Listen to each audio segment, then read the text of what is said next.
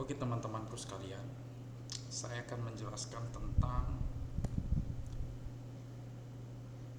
uh, menurut pasal 56 Kitab Undang-Undang Hukum Acara Pidana yang mengatakan bahwa apabila tersangka atau terdakwa dalam ini telah dipersangkakan atau didakwakan melakukan tindak pidana, yaitu pertama, dalam hal tersangka atau terdakwa, disangka atau didakwa melakukan tindak pidana yang diancam dengan pidana mati atau ancaman pidana 15 tahun atau lebih, atau bagi mereka yang tidak mampu yang diancam dengan pidana 5 tahun atau yang lebih yang tidak mempunyai penasihat hukum sendiri, pejabat yang bersangkutan pada semua tingkat pemeriksaan dalam proses peradilan wajib menunjuk penasihat hukum bagi mereka. Setiap penasihat hukum yang ditunjuk untuk bertindak sebagaimana dimaksud dalam ayat 1 memberikan bantuannya dengan cuma-cuma. Jadi selama dia dipidana di atas 15 tahun dan dia dihukum mati juga, maka jika dia dikategorikan orang yang tidak mampu, maka di pejabat yang bersangkutan dalam setiap tingkat pemeriksaan wajib menunjuk penasihat hukum bagi mereka. Jadi syarat-syarat orang mendapatkan penasihat hukum secara cuma-cuma yang diberikan secara langsung dari pejabat yang bersangkutan dalam semua tingkat pemeriksaan, karena itu kewajiban bagi mereka. Syaratnya yang pertama, seorang tersangka atau terdakwa diancam pidana 15 tahun penjara atau pidana mati. Walaupun dia orang kaya, walaupun dia semacamnya, selama dia dipidana 15 tahun penjara atau lebih, atau diancam dengan hukuman mati, maka mau gak mau, walaupun pada saat itu dia tidak punya penasihat hukum sendiri, maka pejabat yang bersangkutan ketika memeriksa dia wajib menunjuk penasihat hukum bagi dia untuk membela hak-hak dia sebagai terdakwa, sebagai tersangka.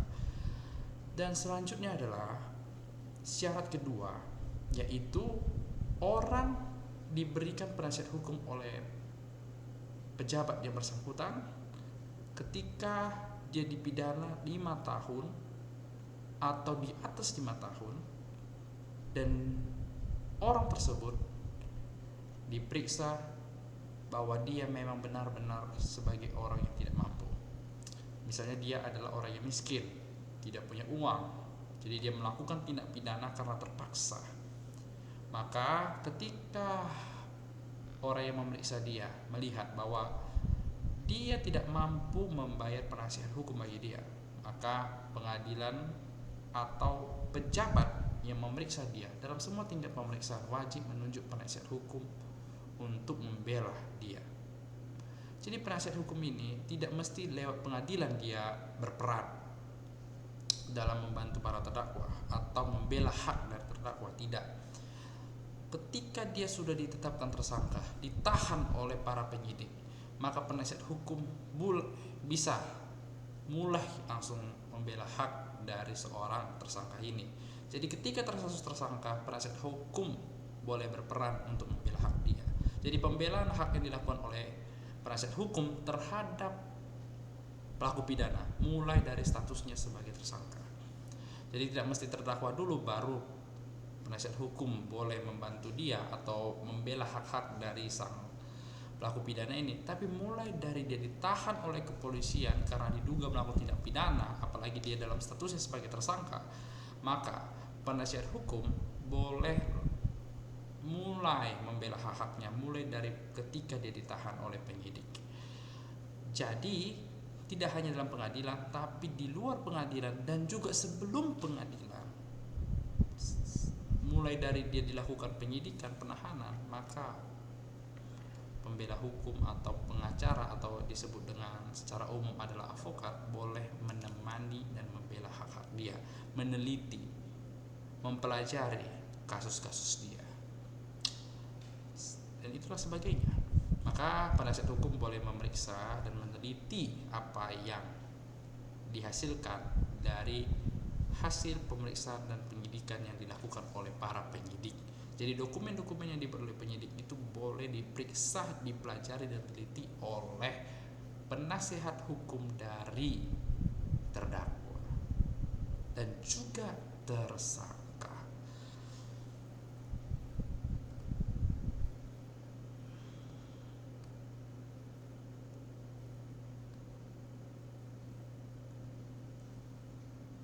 Jadi setiap penasihat hukum yang ditunjuk untuk bertindak sebagaimana dimaksud dalam ayat 1 memberikan bantuannya dengan cuma-cuma. Namanya bantuan hukum.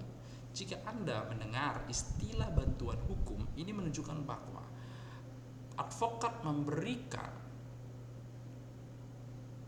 jasanya itu tidak perlu dibayar oleh kliennya, tidak perlu dibayar sepeser apapun dari kliennya.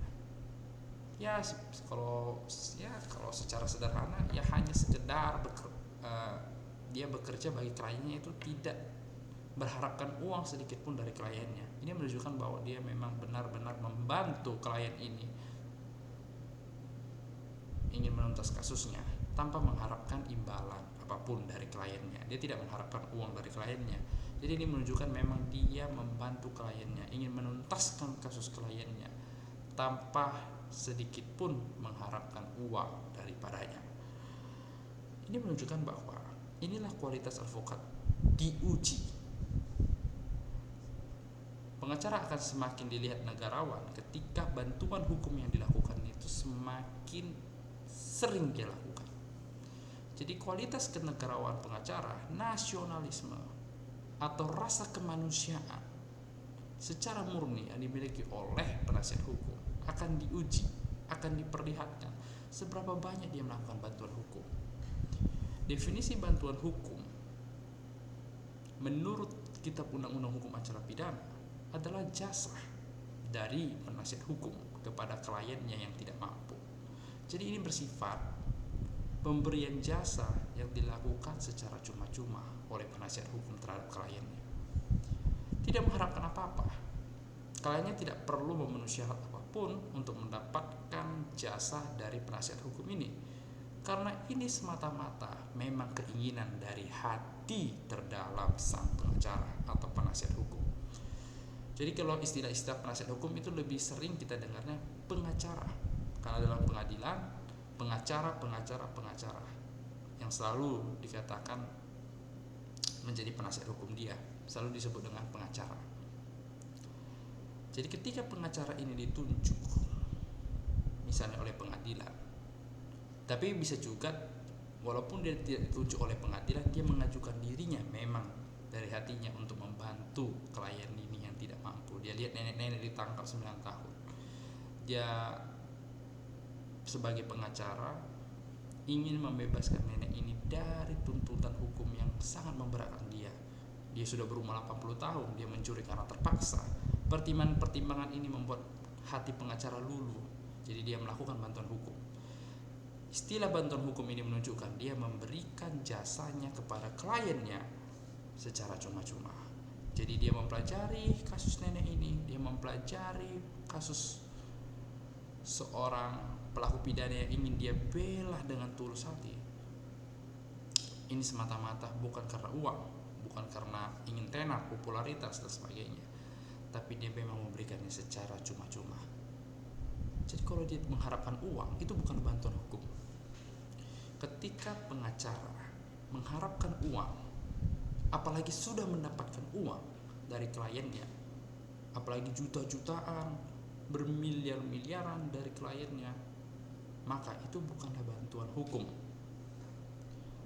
Pemberian yang dilakukan karena sebelumnya sudah adanya perlakuan orang lain yang terhadap kita, itu bukanlah bantuan hukum. Bantuan hukum adalah orang penasihat hukum melakukan itu tanpa orang itu memperlakukan kita secara baik sebelumnya. Jadi dia membantu nenek ini karena nenek ini tidak dia kenal, nenek ini baru dia kenal. Nenek itu pun tidak mengenal dia sebelumnya. Jadi ini menunjukkan bahwa ketika dia melakukan bantuan hukum, itu memang bukan karena hubungan transaksional, bukan karena ingin mendapatkan uang, tapi ingin menuntaskan kasus nenek ini. Jadi dia lebih berfokus kepada pembebasan tuntunan pidana terhadap nenek ini, pembebasan. Jadi dia bukan hanya sekedar lepas, tapi bebas. Beda lepas, beda bebas. Lepas artinya nama dia itu tidak tercoreng lagi, tidak tercoreng lagi sebagai pelaku pidana yang begitu bejat misalnya. Namanya tidak lagi buruk, catatan masa lalunya itu tidak buruk. Dan yang kedua, ingin menuntaskan dan menyelamatkan nenek ini dari pembebasan. Jadi dia lepas dari tuntunan pidana atau bebas. Bebas artinya memang dia tidak melakukan tindakan pidana itu. Tapi yang kedua, nenek ini dikatakan lepas, artinya memang dia melakukan itu, tapi apa yang dia lakukan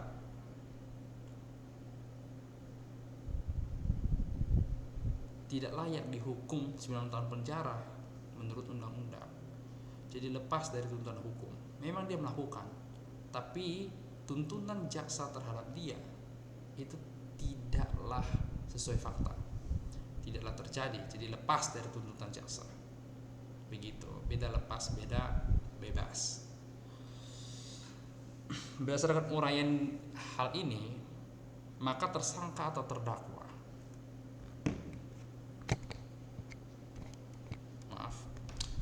maka berdasarkan uraian di atas, maka tersangka atau terdakwa berhak untuk didampingi seorang penasihat hukum atau advokat.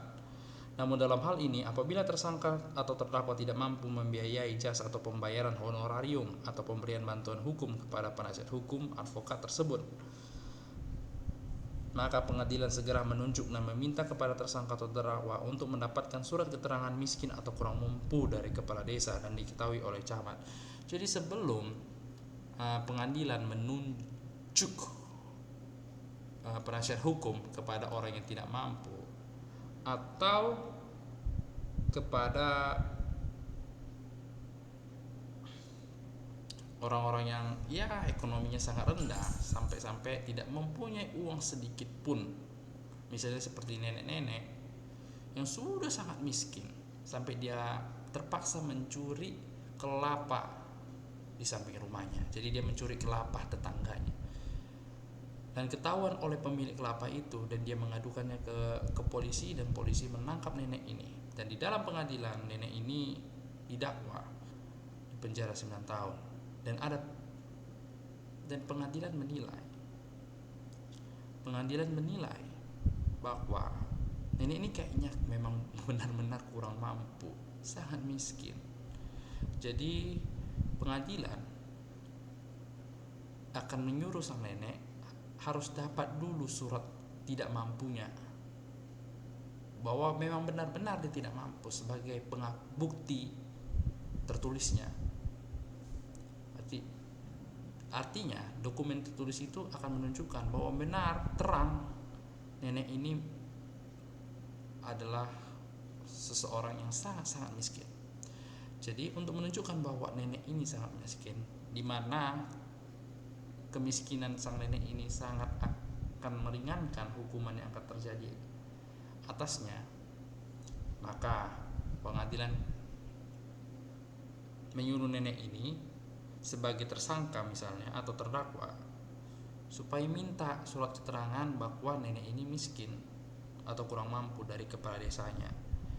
Dan ketika sang nenek ini misalnya setelah pengadilan menyuruh dia, jadi sang nenek ini langsung lakukan apa yang diperintahkan pengadilan, dia lari ke kepala desa, dia minta surat keterangan bahwa nenek ini miskin. Jadi kepala desa membuat surat keterangan bahwa nenek ini yang bernama bla bla bla memanglah miskin, dan itu harus diketahui oleh camat. Jadi ada 3 orang dalam pembuatan surat keterangan miskin ini. pertama, kepala desa, camat, dan sang tersangka dan terdakwa. Jadi tersangka dan terdakwa dibebaskan dari penahanan, meminta surat keterangan miskin atau kurang tarif kepala desa, atau kepala desa itu yang datang ke pengadilan langsung memberikan surat keterangan itu tanpa nenek ini meminta, dan sebagainya. Dan itu harus diketahui oleh camat,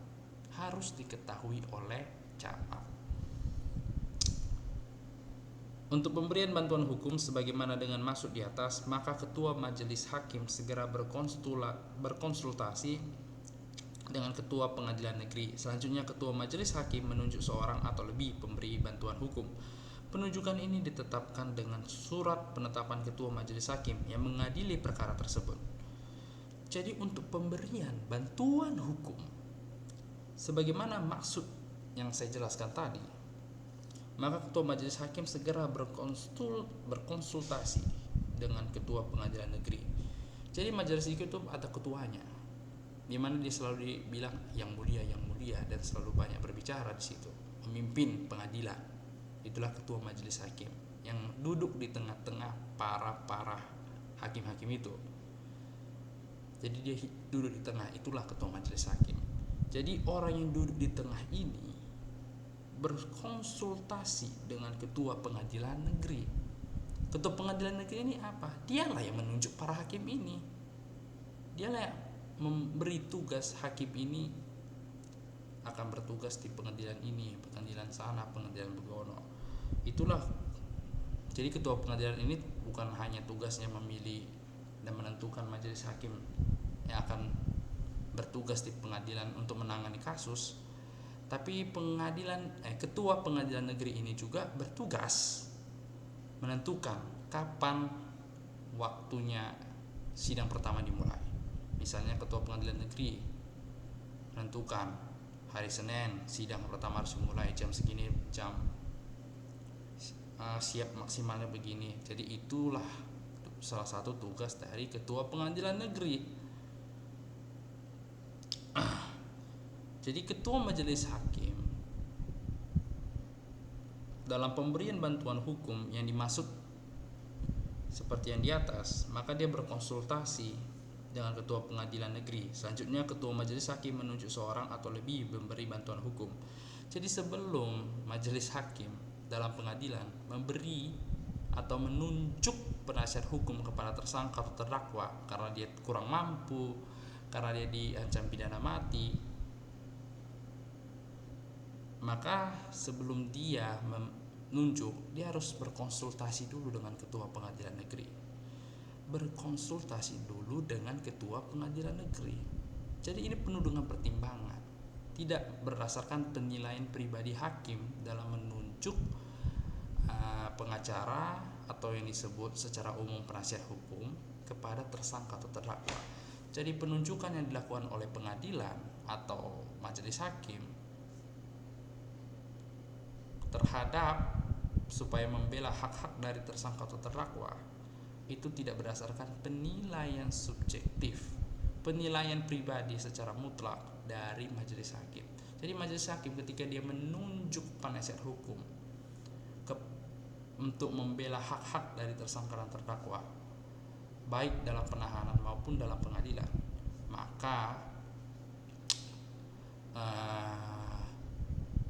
dia tidak menunjuk secara langsung, tapi itu perlu dengan adanya diskusi atau konsultasi antara ketua majelis hakim dengan ketua pengadilan negeri. Jadi konsultasi antara kedua orang ini menghasilkan penunjukan terhadap penasihat hukum, supaya penasihat hukum yang ditunjuk ini mampu untuk membela hak-hak dari terdakwa ini. Jadi penunjukan penasihat hukum tersebut itu dihasilkan dari adanya konsultasi antara ketua majelis hakim dengan ketua pengadilan negeri. Makanya tidak semena-mena, penuh dengan pertimbangan penunjukan penasihat hukum terhadap terdakwa.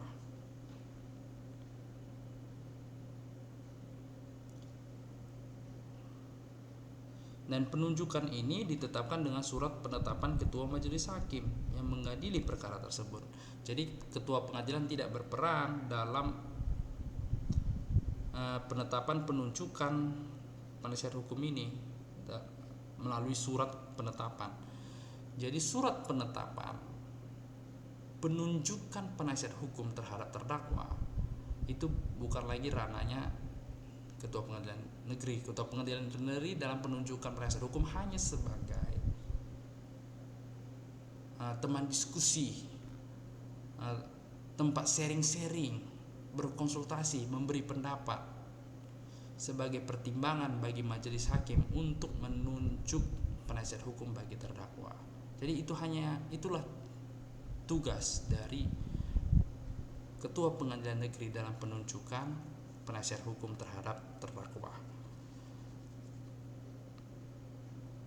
Jadi penunjukan ini ditetapkan dengan surat penetapan ketua majelis hakim. Jadi ketika sudah berkonsultasi antara ketua pengadilan negeri dengan ketua majelis hakim dalam penunjukan, jadi hasil diskusi itu majelis hakim menunjuk penasihat hukum misalnya si Santi untuk membela hak-hak dari terdakwa.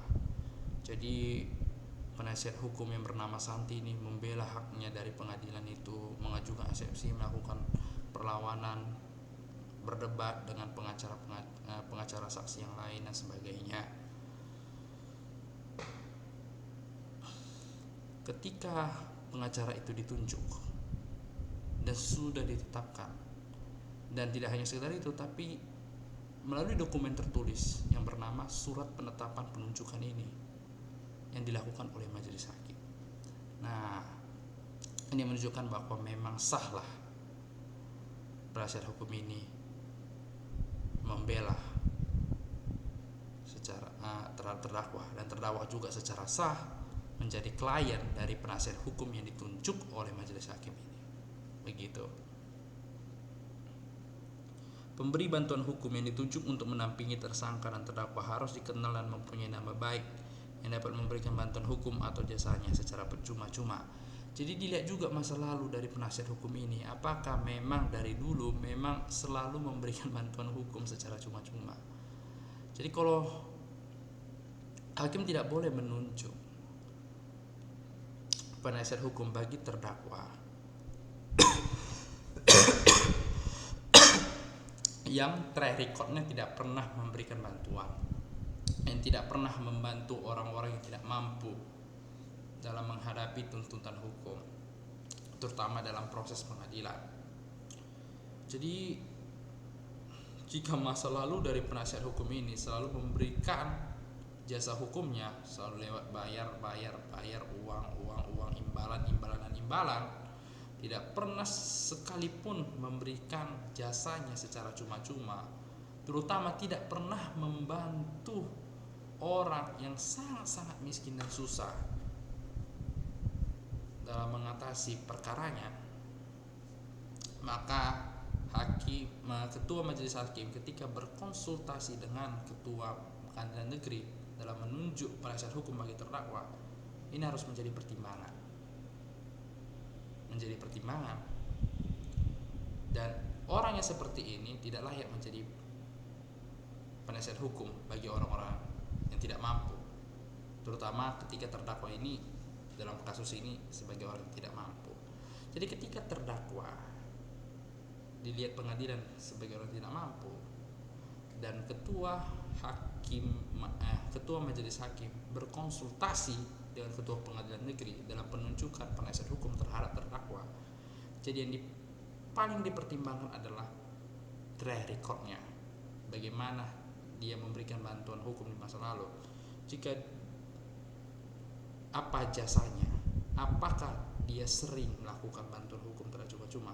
Jadi jika pengacara memang mendedikasikan hidupnya dalam memberikan bantuan hukum, atau dengan kata lain memberikan jasa-jasanya sebagai pengacara secara cuma-cuma, dia membantu orang yang tidak mampu ini bebas dari jerat hukum tanpa mengharapkan imbalan apapun, maka ini bisa menjadi pertimbangan hakim untuk memilih dia jika ada terdakwa yang benar-benar tidak mampu. Jadi majelis hakim bisa menunjuk pengacara tersebut karena dia selalu membantu orang miskin, selalu terkenal dengan membantu orang miskin. Jadi dia bisa dipilih untuk membantu terdakwa yang kebetulan sekarang tidak mampu. Itulah salah satu pertimbangan hakim dalam penunjukan penasihat hukum bagi terdakwa yang kurang mampu atau di bawah angka kemiskinan. Itu dalam bahasa lainnya adalah disebut dengan pro deo, di mana dia memberikan jasanya secara cuma-cuma.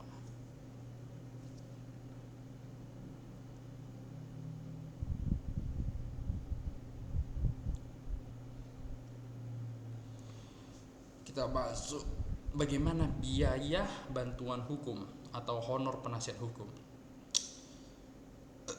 Berdasarkan pasal 4 keputusan Menkes atau Menteri Kehakiman Republik Indonesia nomor N.UM.09.08 tahun 1980 menentukan bahwa pertama, Ketua Pengadilan Negeri mengajukan permintaan biaya bantuan hukum kepada Ketua Pengadilan Tinggi dengan melampirkan surat penetapan penunjukan pemberi bantuan hukum, surat keterangan miskin atau tidak mampu.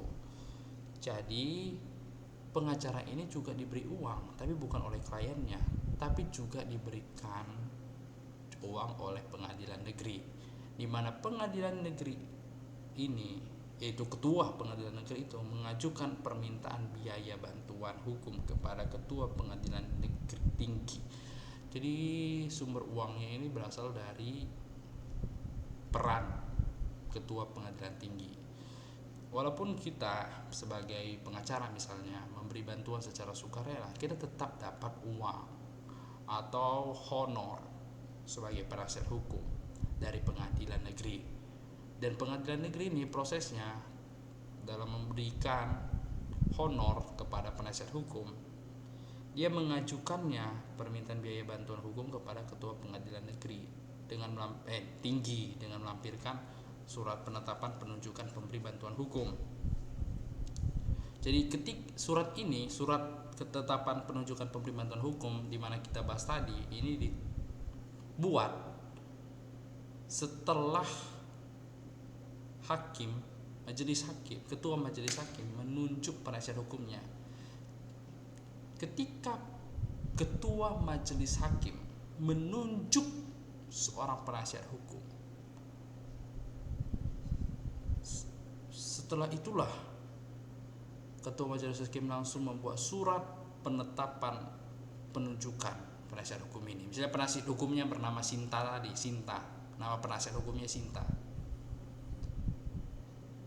Maka ketika ketua majelis hakim memilih atau menunjuk Sinta sebagai penasihat hukum bagi terdakwa yang kebetulan terdakwa tersebut kurang mampu, maka